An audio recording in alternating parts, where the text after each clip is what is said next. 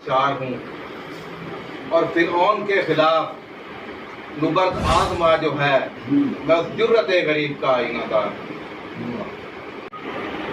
दर हकीकत खिदमत इंसानियत करके अपनी आखिरत को संवार रहे हैं। और साफत क्या चीज है? साफत एक सच्चाई का नाम है, साफत एक जज्बे का नाम है। और जो भी दोस्त हमारे इस पेशा के साथ मुंसलिक हैं उन्हें मैं खिराज तहसीन पेश करता हूँ। हमारा पोल न्यूज चैनल एक इब्तदाई मराहिल में है और मैं समझता हूँ कि आज के दौर में सच्चाई और हक का परचम बुलंद करना फूलों की माला नहीं बल्कि कांटों की सेज है। और जो लोग ये खिदमत खलक कर रहे हैं दरअसल वो अपना आखिरत में मुकाम बना रहे हैं। बेशक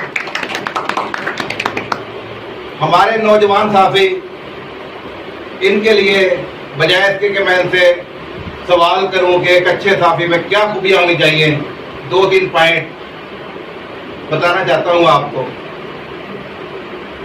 एक अच्छे साथी में ये खूबी होनी चाहिए कि वो खबर अपने हाथ से लिखते। आजकल हमारे ये बना हुआ मसला कि एक ही खबर लिखते सारे अखबारों को भेज देते हैं, ये तरीका गलत है। हर एक साथी को अपने अल्फाज में खबर को लिखना चाहिए। और एक अच्छे साथी की एक और खूबी, दूसरी खूबी कि जो ही आपके पास खबर आए सबसे पहले आप खबर को ब्रेक करें। और एक अच्छे साथी की एक और खूबी कि वो मर्द मुजाहिद हो, हर मामले पर सीता पिलाई हुई दीवार बन जाए, जुल्म के सामने एक नंगी तलवार बन जाए। ये एक अच्छे साथी में खूबियां होनी चाहिए। और मुझे उम्मीद है कि आप सहाबत की अजमत को बरकरार रखने के लिए ये तमाम खूबियां अपने आप में पैदा करेंगे इंशाअल्लाह। और आज की इस तकरीब से फायदा उठाते हुए कुछ मैं यहाँ ऐलानात करने जा रहा हूँ। मोहतरम जनाब एम जवाद हुसैन साहब जरा खड़े हो जाए। इनका जज्बा देखते हुए इन्हें पोल न्यूज गुजरांवाला सिटी का ब्यूरो चीफ मुकर्रर किया जाता है। इसके बाद उस्मान भट्ट साहब हैं, डिप्टी ब्यूरो चीफ गुजरांवाला।